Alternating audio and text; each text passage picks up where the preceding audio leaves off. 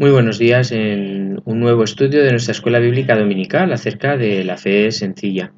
Estamos viendo en estos días acerca de este libro que es una fe sencilla y estamos estudiando concretamente un pasaje muy específico del libro de Mateo en su capítulo 5, que es precisamente en el que se nos desarrolla el Sermón del Monte. Hemos visto las bienaventuranzas. Hemos visto la pasada semana cómo esa fe sencilla tenía que ser algo espontáneo. Eso tenía que ser algo que surgiera de nuestro interior. Recordaréis que se hablaba de la relación con nuestro Dios como fuente para ello, pero específicamente cómo tenía que ser como sal y como luz, que de una manera sencilla, que de una manera simple, iluminara en todas partes, que diera sal y sabor a todo aquello donde se encontraba. Ese no tiene que ser algo, no puede ser algo impostado, como estamos diciendo desde el principio, no puede ser algo que aparezca solamente como si fuera la careta de aquellos de los griegos cuando subían a un escenario para utilizar los diferentes personajes.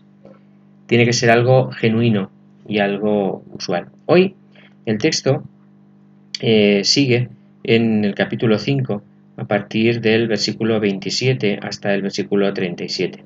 Son 10 versículos de dos pasajes que son muy conocidos. Dice: oísteis que fue dicho, no cometerás adulterio. Pero yo os digo que cualquiera que mira a una mujer para codiciarla ya adulteró con ella en su corazón. Por tanto, si tu ojo derecho te es ocasión de caer, sácalo y échalo de ti. Pues mejor te es que se pierda uno de tus miembros, y no que todo tu cuerpo sea echado al infierno. Y si tu mano derecha te es ocasión de caer, córtala y échala de ti. Pues mejor te es que se pierda uno de tus miembros, y no que todo tu cuerpo sea echado al infierno. También fue dicho: cualquiera que repudia a su mujer, dele carta de divorcio. Pero yo os digo que el que repudia a su mujer, a no ser por causa de fornicación, hace que ella adultere, y el que se casa con la repudiada, comete adulterio. Además habéis oído que fue dicho a los antiguos: no perjurarás, sino cumplirás al Señor tus juramentos. Pero yo os digo: no juréis en ninguna manera, ni por el cielo, porque Él es el trono de Dios, ni por la tierra, porque es el estrado de sus pies, ni por Jerusalén, porque es la ciudad del gran rey. Ni por tu cabeza jurarás, porque no puedes hacer blanco o negro un solo cabello. Pero sea vuestro hablar sí, sí, no, no, porque lo que es más de esto, de mal procede. Como os decía, son dos textos muy conocidos, son textos que además de los que hemos oído hablar en muchas ocasiones, que han sido usados en muchísimas ocasiones además para defender posiciones y posturas en relación, por ejemplo, a lo que tiene que ser temas como el divorcio. Hoy en día no es un tema que a lo mejor sea de tanta fricción en nuestras iglesias, pero durante un tiempo ha sido también un tema muy discutido acerca de si se podía permitir o no el divorcio a un creyente, si eso era permisible o no era permisible. Estamos, digamos que además, en un tiempo en el que nuestra sociedad tampoco es igual que la sociedad en la que vivíamos y en la que estábamos acostumbrados. Han cambiado nuestros tiempos, pero fijaros que además en los tiempos en que el Señor Jesús dictó estas palabras, las cosas eran muy diferentes. Se trata en masculino del adulterio. Se trata en masculino también cuando se habla de repudiar a la mujer. No se habla en femenino, sencillamente porque la mujer no tenía derecho ni opción a ninguna de estas cosas. Y, y era muy distinto el castigo que se daba a uno y a otro. Pero fijaros que si vamos todavía más atrás, en el momento en el que es dictada la ley, nos encontramos con un tipo de sociedad muy distinta. Pasado la época de los primeros reinados, la poligamia estaba casi consentida también en la sociedad. Y vemos ejemplos como del rey David, como del rey Salomón, donde él convivía con más de una mujer. Es decir, las situaciones sociales van cambiando y nuestra sociedad tampoco es igual que la que era entonces. Por tanto, el tratamiento que tenemos que darle es el que no fijarnos tanto quizá en el ejemplo que se nos pone, sino fijarnos más en cuál es el sentido, cuál es cuál es la raíz de aquello que se nos quiere contar y que se nos quiere decir.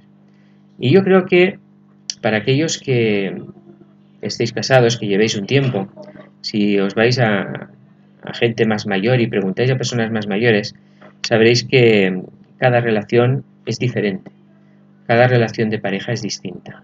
Pero estamos en un apartado del estudio de Mateo en el que se establece la relación con los demás.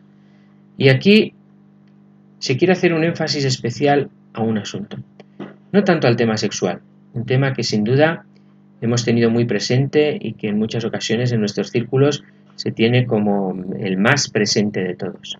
Hay muchas más cosas detrás. Hay muchos más elementos que conforman una vida de un matrimonio, una vida de pareja. Y todos esos elementos son igual o más importantes que ese. Porque de lo que estamos hablando es de hacer un énfasis hacia el respeto, hacia pensar en el otro, hacia complacer al otro. Es decir, se trata de hacer que esa convivencia, tal y como establece el Señor en un principio, esas dos personas que han decidido juntar su vida, ese hombre y esa mujer sean, ante todo, una sola carne. No porque tengan que terminar siendo iguales, no porque tengan que terminar pensando igual, sino sencillamente porque tú estimes el querer mantener esa relación con el otro como si todo aquello que tú quisieras que te hicieran a ti, todo aquello que tú quisieras que tuvieran en cuenta de ti, todo aquello que tú quisieras en lo que te complacieran a ti, desees hacérselo a la otra persona con la que estás compartiendo tu vida. Ese es el secreto. En ese sentido, de eso se trata la vida en común, de eso se trata el matrimonio, de eso se trata la fidelidad. No es otro asunto, no es otro aspecto, sino es este.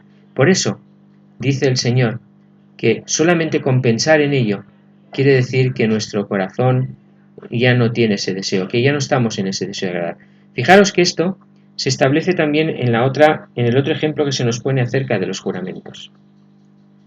No es necesario que comprometamos, que se nos haga visible. No se trata, igual que ocurría con la sal, con la luz, no se trata de visibilizar una cosa, de que para que se nos crea tengamos que poner, digamos, firmar ante notario una escritura. No, no es eso. Nuestro sí tiene que ser sí, nuestro no tiene que ser no. Es decir, nuestra palabra tiene que ser suficiente porque exista en nosotros ese compromiso de cumplir y de comprometernos con aquello que hacemos. Es decir, que exista en nosotros ese deseo de hacer las cosas conforme las contamos. Que no tengamos doblez, que no tengamos un doble rasero para las cosas. Bueno, como ya no se acordará de lo que le he dicho, no se trata de eso, sino se trata de ser de la integridad, de la honestidad de nuestra vida y de nuestra fe. Aquello que decimos querer, aquello que podemos hablar con los demás, que es nuestra fe, todo eso debe de plasmarse en nuestro quehacer diario. Tiene que verse. En el lugar donde es más difícil convivir, donde es más difícil mantener una actitud, digamos, hipócrita, es precisamente en el núcleo familiar, es precisamente con nuestra pareja. Con él o con ella es con quien nos levantamos por la mañana y cuando estamos de mal humor contestamos mal.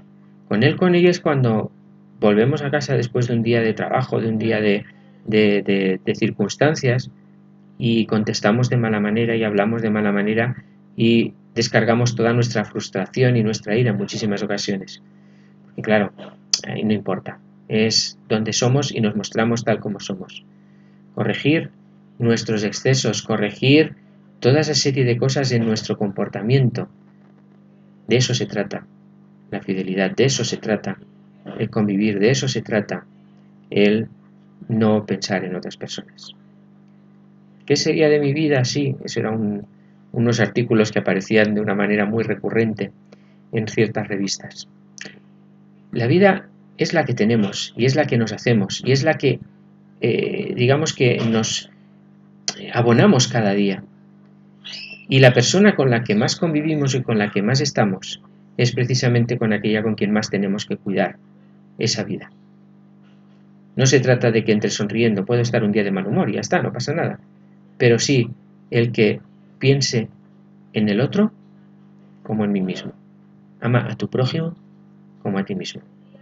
¿Y qué más prójimo tenemos? ¿Qué persona más cercana tenemos a nosotros sino aquel con el que hemos decidido compartir nuestro día a día y nuestra vida? Eso es vivir una fe sencilla. En las cosas más importantes no buscar grandes discusiones ni grandes discursos acerca de cómo tiene que ser, no. Haz con el otro como quieras que hagan contigo. Tan sencillo y tan simple como eso. Seguiremos en el estudio de Mateo. Seguiremos avanzando. Fijaros que entramos la semana que viene en un texto a partir del versículo 38 como es el amor hacia los enemigos, un paso más allá de lo que estamos viendo hasta ahora. Espero que tengáis un buen domingo, que el Señor os bendiga. Hasta el próximo domingo.